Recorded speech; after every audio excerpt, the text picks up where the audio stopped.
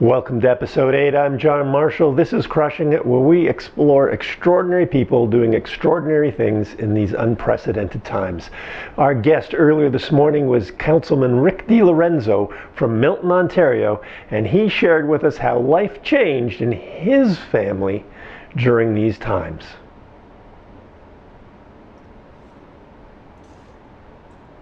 Hey Rick, welcome to Crushing It. I'd love to hear your story about what happened when COVID-19 hit. Thanks, John. Great to be on here. When COVID-19 hit, I have a full-time job as a senior development manager and two part-time jobs, town councilor for the town of Milton and publisher of the Milton Villager magazine. But my bread and butter was being a development manager, and it's for a company called Audience View, which does live ticketing events, live theater events, big crowds, big audiences. So when COVID-19 hit, it is a gigantic hit to the bottom line of the company I was focused on. Up until then, we were in an expansion phase, hiring, building new teams, expanding the company, doing takeovers. So with COVID-19, the company had to take a pause, and most of the staff were put on a short-term layoff, which has become permanent for many of us. So I had to reevaluate sort of what I'd be spending my time on.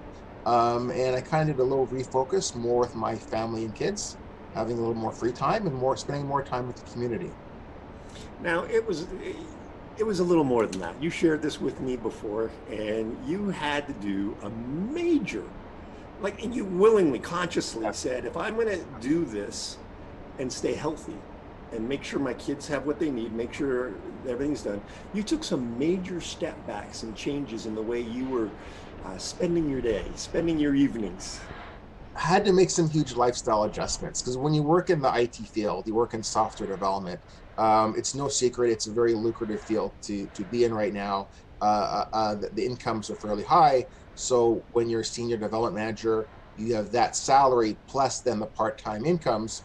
So I was living a lifestyle where I'd go to eat out at restaurants maybe 2 or 3 times a week. You have some disposable income, you're making some savings. So I had to make some conscientious decisions of adapting my spending to the new norm, spending more time cooking at home, less time eating out,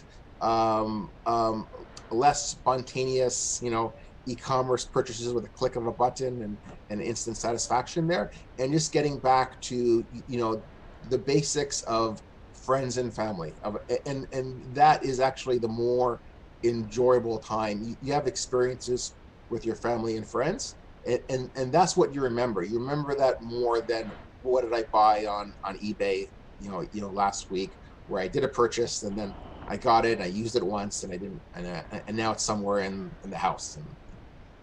So yeah, it was sort of a back to basics and helping define who I am and what I enjoy doing and what I'm good at. Now you got a philosophy, and you shared it with me just moments ago about how you view the world around you and your responsibility to it. Would you share that with us? It's focusing on the long term. I think when I became a parent, it kind of broadened my horizon of thinking of what decisions am I making? Am I making decisions based on long-term benefit or short-term? And looking at what is better for the country of Canada, for the province, for the wider community, and making those type of responsible decisions, thinking that now I'm a parent and my kids are watching me, and what do I hope that they're going to learn from that? Whenever I'm making a decision, I'm thinking of is when I'm 99 years old and lying on my deathbed, am I going to regret some of the decisions I made in my life? And when I look back at what decisions I made, what pathways I went down, what am I going to think about that? So whenever I go into a situation, I try to think for the long term, and I try to think of the wider benefit. Because usually, your first reaction sometimes is a very selfish, self-interested, what's motivating me in the moment, what's going to give me immediate satisfaction.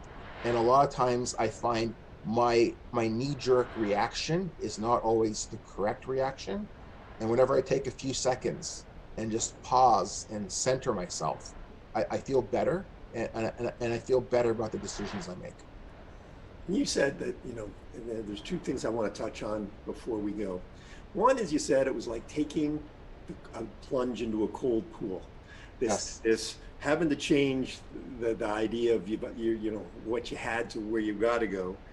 And then I want you to tell about that, but then I want you to end with you're running try to become the Liberal MP for your local area. I ran. The nomination's over. Okay. Yes. And how'd that go? I didn't get it. No. Sorry to hear Yes. that, but just I want you to, despite not getting it, you still Yes. did something for a reason Hmm. while we're still in this pandemic area. And I want you to just touch real quick on that too. So Yes. first with the cold plunge, and then Sure. So again, I guess when you're living a different lifestyle, and you're making that change, I mentioned it's like diving into taking a cold plunge into a swimming pool. Do you go in very slowly, or do you just jump in? And when you jump in, you get that sort of it wakes you up. You dive into the cold pool, and it wakes you up, and it makes you more refreshed. I think so. So I had to make some changes, and I think I came out of those changes a better person. Realizing that those changes are kind of resetting my pleasure meters in my head. That I don't need to have that large exorbitant income to have a good time, to enjoy myself, and to feel good about myself as a person. So I put my name in to be the candidate for the Milton Liberal Party, provincial party.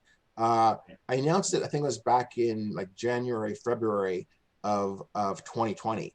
And thinking that, okay, it's going to be a very tough nomination, but I'm very good at door knocking, at canvassing door to door. And I felt very strong that I would sign up over 1,000 memberships. And I sort of put 1,000 memberships is what I would need. But then around March, COVID hit, and the ability to door knock kind of stopped. And I was in a position where most of my support and strength is over the town as a whole. And I felt that to tap into that, I would need to go door to door. So I was never able to get out canvassing. Around August, I thought that things were getting to the stage, even though legally you could canvass, I thought it was getting to the stage where ethically and responsibly I could go door to door. And then September hit, and the numbers went up. And it just changed. So I never had that chance to kind of go canvassing door to door, but I made sure to run a very positive campaign. Unfortunately, there was some very negative campaigning, done very anonymously.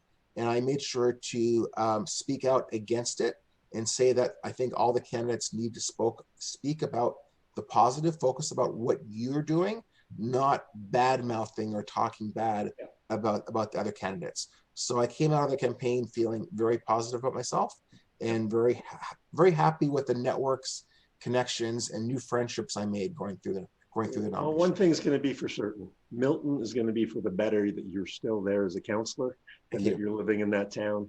Rick, I appreciate you taking the time to share with us. Have a great day, and say hi to all your kids for me. Thanks, John. You too.